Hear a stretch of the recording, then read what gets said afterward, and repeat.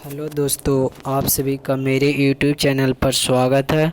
तो आज हम देख रहे हैं भारतीय इतिहास, जो आपको आने वाले एग्ज़ाम में इस तरह के प्रश्न देखने को मिलेगा। आपका सिविल सर्विस एग्ज़ाम में जहाँ बीपीएससी हो चाहे यूपीएससी हो, इस तरह का पीटी लेवल में प्रश्न देखने को मिलेगा। तो चैनल पर आप नए हैं तो चैनल को सब्सक्राइब कर लीजिए और बेल आइकन को दबा लीजिए ताकि आने वाली वीडियो का नोटिफिकेशन सबसे पहले मिले। तो प्रश्न है कि वैदिक देवता इंद्र की देवी थी। जो वैदिक देवता इंद्र किनकी देवी थी? ऑप्शन दिया हुआ है, 4 ऑप्शन।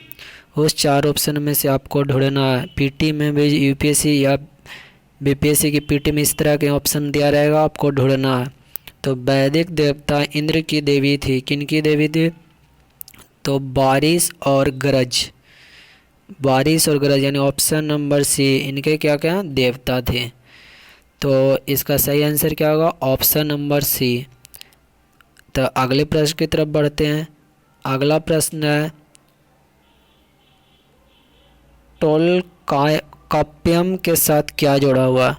तो टोलकाप्पियम के साथ क्या जुड़ा है? यहाँ 4 ऑप्शन दिया हुआ, आपको ढूंढना है टोलकाप्पियम के साथ क्या जुड़ा हुआ है। तो इसका सही आंसर ढूंढना। ए में पहला संगम, दूसरा में दूसरा संगम, तीसरा संगम, चौथा संगम। तो टोलकाप्पियम है जो जुड़ा हुआ है दूसरा संगम के साथ, यानी ऑप्शन नंबर बी इसका सही आंसर होगा। अब हम अगले प्रश्न की तरफ चलते हैं। अगला प्रश्न हमारा है पुलकेशिन द्वितीय का सबसे प्रसिद्ध शासक थे। तो पुलकेशिन द्वितीय के सबसे प्रसिद्ध शासक कौन थे? इन 4 ऑप्शन में से बताना आपको सही आंसर। यदि आपको आता है तो कमेंट बॉक्स में बता सकते हैं। तो पहला क्या है? चालुक्य, चोल या पल्लव या सातवाहन। तो जो पुलकेशिन द्वितीय के सबसे प्रसिद्ध शासकों में से वे थे Chalukya. Option number A Chalukya सबसे प्रसिद्ध शासक थे। अगले प्रश्न की तरफ चलते हैं। अगला प्रश्न हमारा 54 है, वह है ब्रह्मोदय शब्द पहली बार हुआ था। तो कौन सा ग्रंथ में सबसे पहले, मतलब कहाँ शुरुआत पहली बार हुआ था?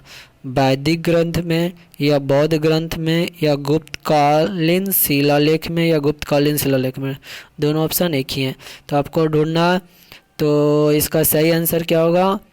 ब्रह्मोदय शब्द पहली बार गुप्तकालीन शिलालेख में शुरू हुआ था, यानी ऑप्शन नंबर सी गुप्तकालीन। दोनों ऑप्शन एक ही हैं, कोई भी मार सकते हैं। गुप्तकालीन शिलालेख इसका सही आंसर है। ब्रह्मोदय शब्द की पहली बार यूज किए थे। या अगला प्रश्न की तरफ चलते हैं। अखिल भारतीय मुस्लिम लीग की स्थापना किसके नेतृत्व में की गई थी? तो 4 ऑप्शन दिया हुआ है, आपको ढूंढना है कि अखिल भारतीय मुस्लिम की स्थापना किसके नेतृत्व में की गई थी। आपको इस प्रश्न का उत्तर डालना है। तो पहला ऑप्शन क्या है? मोहम्मद अली जिन्ना। और दूसरा क्या है? सैयद अली खान। और तीसरा क्या है? डी मतलब ऊपर के सभी, आगा खान।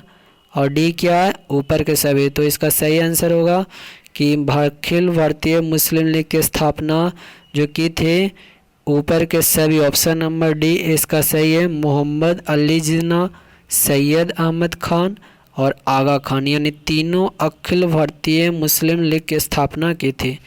अगले प्रश्न की तरफ चलते हैं। अगला प्रश्न है 57। यद्यपि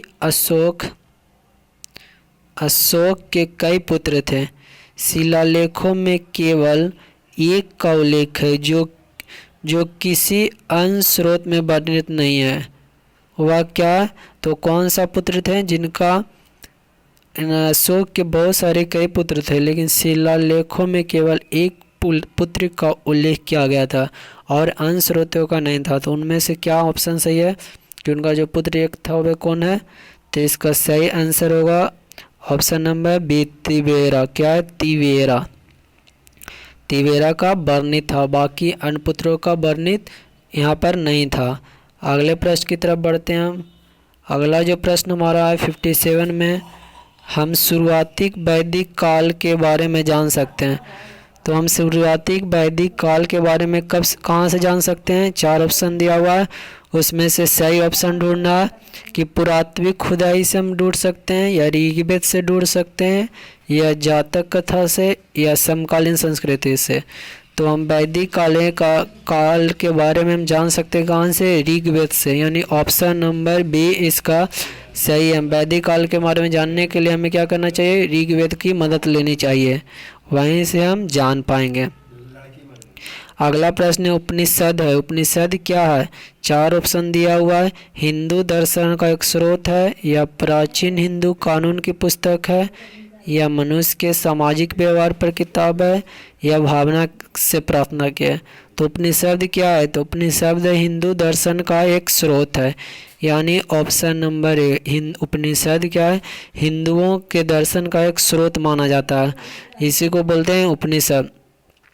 अगला प्रश्न हमारा है कि अगले प्रश्न की तरफ चलते हैं। हमारा ये बहुत ही इम्पोर्टेंट था।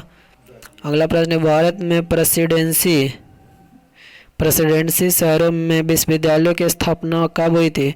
तो भारत में प्रेसिडेंसी शहरों में विश्वविद्यालयों की स्थापना बताना है कि कब हुई थी।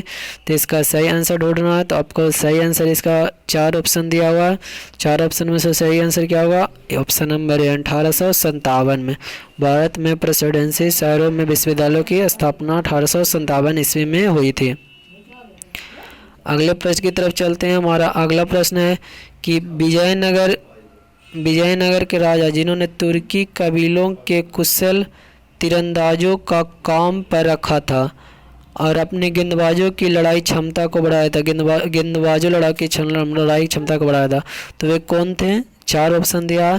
तो इसका सही आंसर क्या होगा? बुक्का होगा, या देवराय मैं होगा, या कृष्णदेव राय होगा, या रमारिया होगा।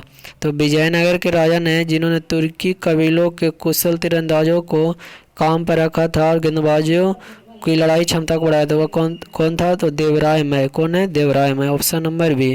तो ये था आज का हमारा भारतीय इतिहास से रिलेटेड प्रश्न। तो वीडियो अच्छा लगा तो चैनल को सब्सक्राइब कर लें और बेल आइकन को दबा लें, ताकि आपको कोई भी कम्पिटिटिव एग्ज़ाम की तैयारी करते हैं तो वहाँ से आप उस कम्पिटिटिव एग्ज़ाम यदि सफल होना चाहते हैं तो मेरे वीडियो को ज़रूर आप देख कर जाइए। बस ज़रूर आपको एग्ज़ाम में इसी तरह का प्रश्न देखने को मिल सकता है। और लोगों को लोगों पर शेयर करिए वीडियो को।